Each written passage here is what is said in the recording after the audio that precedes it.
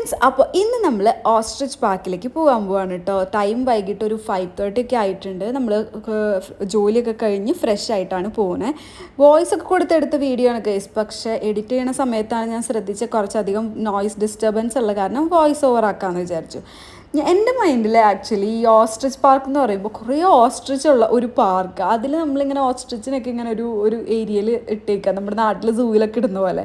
അത് കഴിഞ്ഞിട്ട് നമ്മൾ ചുറ്റും നടന്നിങ്ങനെ കാണാം. അങ്ങനെയൊക്കെ ഒരു ഇതായിരുന്നു കേട്ടോ. എനിക്ക് അറിയില്ലായിരുന്നു എന്താ സംഭവം എന്ന്.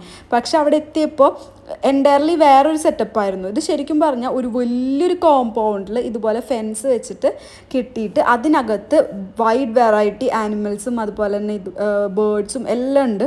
അവരുടെ ഒരു പാർക്കാണിത്. അതിന് ചുറ്റും ഒരു പെർട്ടിക്കുലർ വിധത്തിൽ ഇതുപോലെ ഒരു ഏരിയ ഉണ്ട്. നമുക്ക് ഗ്രാസ് ഒക്കെ വെച്ച് നമുക്ക് അവിടെ ഇരുന്ന് ഫുഡ് കഴിക്കാം.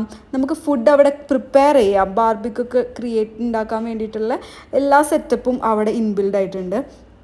പിന്നെ ഇത് എമു ആണ് കേട്ടോ. പിന്നെ ഇതാണ് ഞാൻ അവിടെ കണ്ട ഓസ്ട്രിച്ച് ഗൈസ്. ഞാൻ ഭയങ്കര എക്സൈറ്റഡ് ആയിരുന്നു കേട്ടോ. ശരിക്കും പറഞ്ഞാൽ ഓസ്ട്രിച്ച് പാർക്കിൽ ഓസ്ട്രിച്ചിനെ കാണാൻ പക്ഷെ ഞാൻ ഒരെണ്ണത്തിനെ കണ്ടുള്ളൂ. ബാക്കി കുറേ ഉണ്ടാവും. അതൊക്കെ അകത്തായിരിക്കും. നമുക്കിങ്ങനെ ദൂരെ നിന്ന് ഇങ്ങനെ കാണാൻ പറ്റുന്ന രീതിയിലായിരുന്നു. നമുക്കിങ്ങനെ വീഡിയോ ഒക്കെ ഞാൻ സൂം ചെയ്തിട്ടാണ് എടുത്തത്. അതുകൊണ്ട് എത്രമാത്രം ക്ലാരിറ്റിയിൽ അത് കിട്ടിയിട്ടുണ്ടെന്ന് അറിയില്ല. നെറ്റിനകത്ത് കൂടെ സൂം ചെയ്തിട്ട് എടുത്തത്.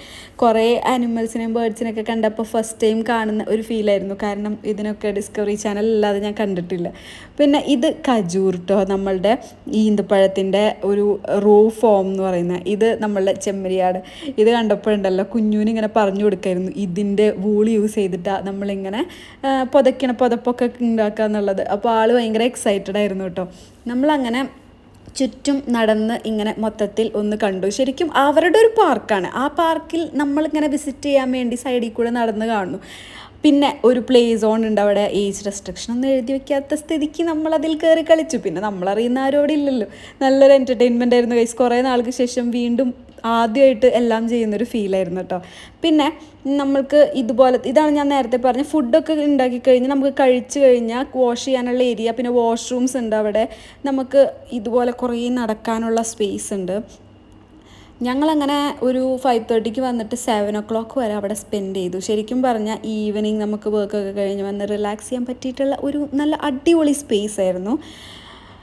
അപ്പോൾ അത്രയേ ഉള്ളൂ ഇന്നത്തെ വീഡിയോ. എല്ലാവർക്കും വീഡിയോ ഇഷ്ടപ്പെട്ടെന്ന് വിചാരിക്കുന്നു. അപ്പോൾ നമ്മൾ അടുത്ത വീഡിയോ ആയി കാണുന്നവരെ ബൈ ഗൈസ്.